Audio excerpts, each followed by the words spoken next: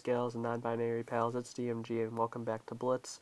And today I have another Back to Basics video, and we are going to cover crew skills.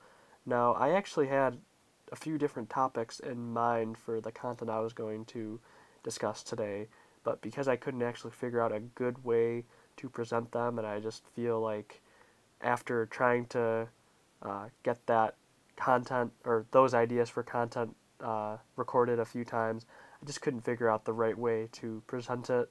So today we're just going to cover crew skills, which is still a very important part of the game. Now, crew skills are grindable, essentially.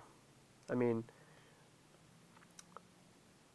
Wargaming was very generous in that you can accelerate crew skills for elite experience. I'd never recommend you spend gold on crew skills if you can spend credits, right? Gold is totally not worth it. I mean, the things that you should spend gold on are like 100% crews, right? Especially when they have like the crew discounts, right? Because then it's the most beneficial for you, or the premium time discounts, because I would say that just makes grinding a bit more easy and just makes it go by a little faster. But focusing on crew skills, you can now accelerate crew training for credits. I haven't really done this too much. I did it for some, like this camouflage skill, and on that note, I'm going to start with the most important crew skills that everyone should have, and the first one for me is camouflage. Without a doubt, this is the most important thing you can have. Now, what does camouflage do? It's pretty simple. It just increases your camo rating. That really helps if you're in medium tanks that already have good camouflage values, or light tanks which have great camouflage values, and then let's say you stick on your equipable camo, and then you have this level 7 crew skill. So then you're getting like a 25% bonus to your base camo rating, which is very, very good. So camouflage, if they see you at a shorter distance than you see them, that's good, because you'll always be able to get the first shot off. Excuse me. Flu is still kind of rattling my body. But camo is important because you'll be able to get the first shot off. Next, I would probably talk about repairs. Repairs is so important. I mean, this is toolbox in a nutshell, right? If you have repair skill and a toolbox skill, that is over 50% speed to repair of modules, and that really helps because then you don't need to be running a second repair kit and all that. And then third, I would say it's all about getting the crew skills that don't rely on chance. Now, what do I mean by that? I mean things like sniper. I mean, it's great when it works, right? But why are you're gonna accelerate just for, or I guess grind for 7% chance just to cause some kind of module damage? And module damage doesn't even necessarily mean ammo rack. Like, module damage just means you track them. So keep that in mind. Or let's see, hasty shot, right? 5% chance to make an accurate shot when dispersion is more than 100% higher. I mean, that's nice, but it's great when it works. But how many times are you saying, "Oh, I need hasty shot right now"?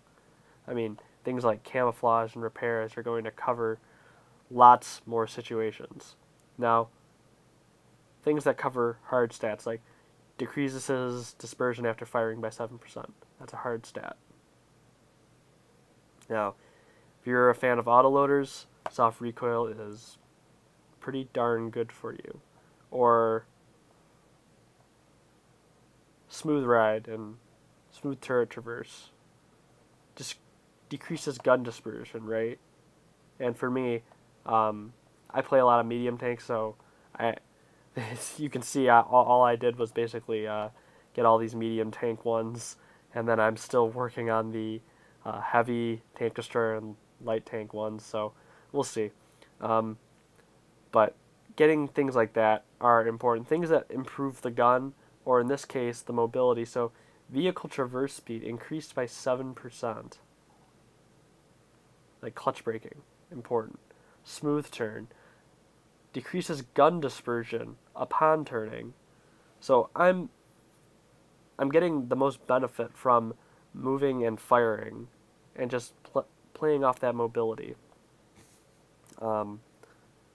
So I guess for me, camouflage, repairs, and then skills that improve non-chance things like smooth turret traverse. Like you don't want to be accelerating your crews for hasty shot or sniper, right?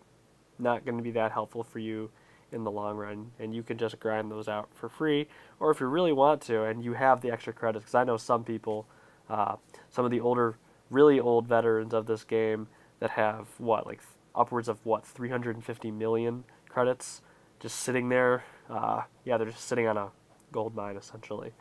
So I mean, if you have that kind of credit pile, feel free to just accelerate all your crew skills, right? I mean, it's not going to really make a difference in the amount of credits you have.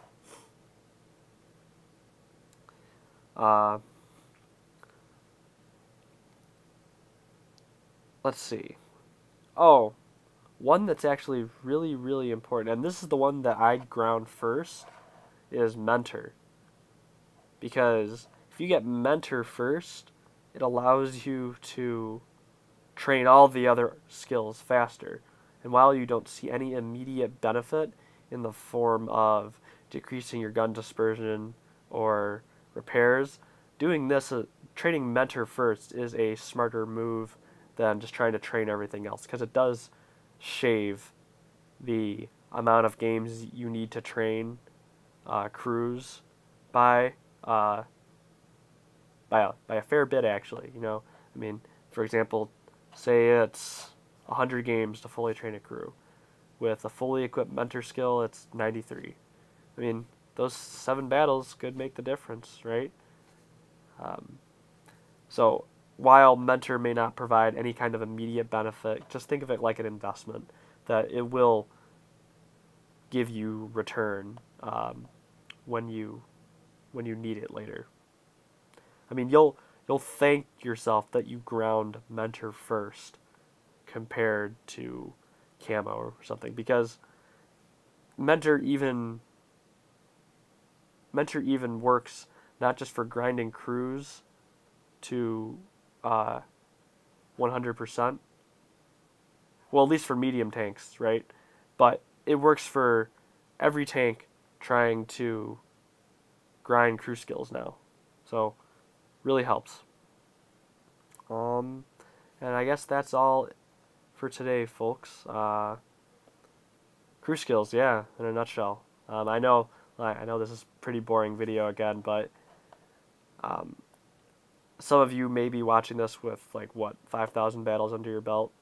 So instead of, like I said, wasting your time trying to go in order, getting all the crew skills one by one, because that's what I used to do, actually. You know, I'd try to level 1 everything, and then level 2 everything, and then level 3 everything. And then I read about mentor, and I'm like, okay, I should have just done this first. So then I went and did mentor. So in order to save you a lot of time on your hands, I guess these are my recommendations to get the most bang for your buck with the least amount of time put in. So that's all for today. If you like that content, please hit that like button and subscribe for more. And if you didn't, please leave your constructive criticism in the comments. As always, I really appreciate the opportunity to share my passion with you today, and I hope to see you next time.